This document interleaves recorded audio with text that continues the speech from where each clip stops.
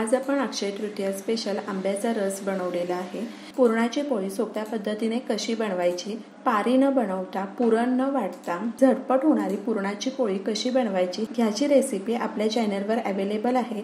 त्याची लिंक मी डिस्क्रिप्शन बॉक्समध्ये शेअर केलेली आहे, ती तुम्ही चेक करू शकता। चला मग तर वेळ न घालवता आपण आंब्याचा रस बनवायला सुरुवात करूयात। तर अशाच नवनवीन चटकदार रेसिपी, पारंपरिक रेसिपी पाहण्यासाठी चटकदार बाय मोहिनीला सबस्क्राइब करायचं आहे आणि बेल आयकॉनवर क्लिक करायचं आहे, म्हणजे नवनवीन व्हिडिओज हे तुमच्यापर्यंत पोहोचू शकतील।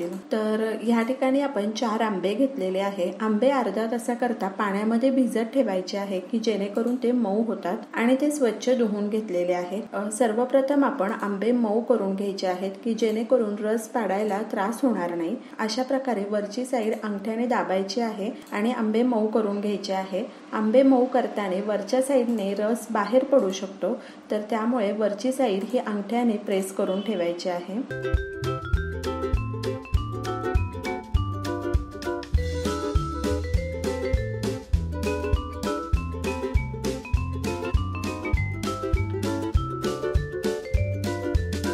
या ठिकाणी आंबे मऊ झालेले आहे।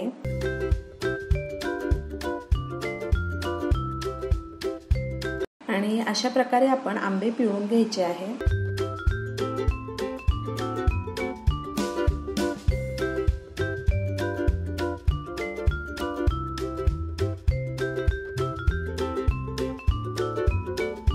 आंबे पिळून घेतल्यानंतर साल एका प्लेटमध्ये काढून घेऊयात।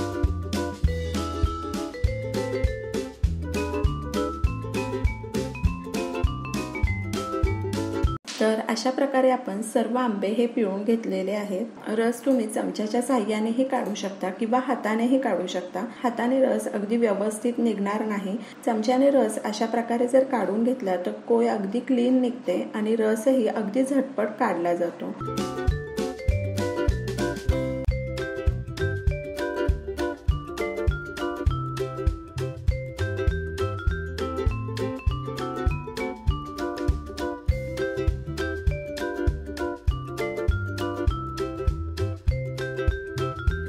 तर तुम्ही पाहू शकता कोय अगदी व्यवस्थित क्लीन निघालेली आहे।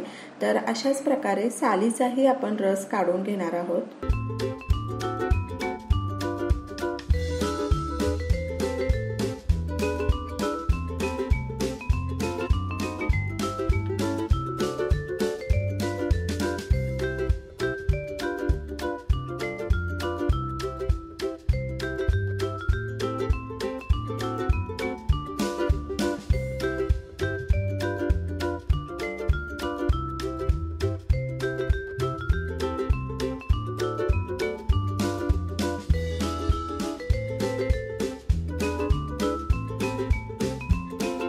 रसामध्ये आपण 4 चमचे पिठी साखर घातलेली आहे। साखर तुमच्या आवडीनुसार तुम्ही कमी जास्त करू शकता।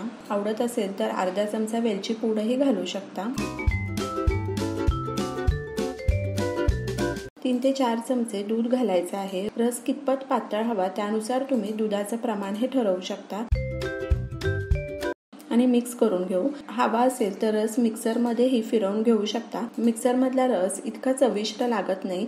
अशा प्रकारे जर तुम्ही व्यवस्थित मिक्स करून घेतला तर रस अप्रतिम लागतो। अशा सोप्या पद्धतीने झटपट होणारा आंब्याचा रस हा आपला तयार आहे। तुम्हीही अशा प्रकारे रस करून पहा आणि मला सांगा कसा झाला ते। तर अशाच नवनवीन चटकदार रेसिपी, पारंपरिक रेसिपी, गोडाच्या रेसिपी पाहण्यासाठी चटकदार बाय मोहिनीला सबस्क्राइब करायचं आहे आणि बेल आयकॉनवर क्लिक करायचं आहे, म्हणजे नवनवीन व्हिडिओज तुमच्यापर्यंत पोहोचू शकतील। आणि वेळात वेळ काढून तुम्ही माझी ही रेसिपी पाहिली तर त्यासाठी तुमचे खूप खूप खूप धन्यवाद। पुन्हा भेटूया अशाच एका नवीन रेसिपी बरोबर।